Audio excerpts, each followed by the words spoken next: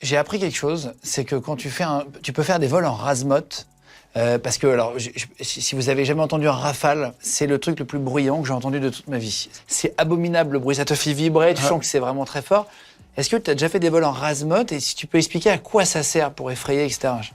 Alors oui, le rase-motte, on en fait beaucoup, surtout dans la marine, parce qu'on a une spécificité qui est celle d'attaquer des navires à la mer. Et quand tu attaques des navires à la mer, eh bien, plus tu es bas, mieux c'est, parce que tu es sous leur horizon de détection radar. Pour faire simple, si tu es à plus de 30 km d'un navire et que tu es à 30 mètres sol, il ne peut pas te voir. En gros, la Terre est ronde. Alors désolé pour les platistes. Ah ouais. La Terre est ronde. Vous l'aurez appris chez Legend. La Terre est ronde, ok. C'est 8% des Français, mec. C'est vrai. J'ai vu. Non, on va vous convertir. Après cette vidéo, ça fera 6. Oui, la Terre n'est pas plate, les gars. Et j'en veux pour preuve, si vous croyez rien d'autre, croyez la propagation des ondes radio. Et donc, du coup, nous, on le voit dans nos systèmes de guerre électronique. Les bateaux ne nous détectent pas. Et après, quand tu te rapproches à une certaine distance, ils te voient. Et donc, c'est pour ça qu'on s'entraîne de manière à rester discret.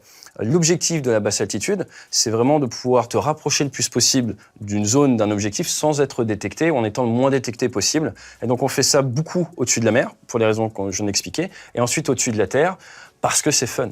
Non, je déconne. Parce que c'est pareil, parce que ça te permet de te rapprocher de la cible.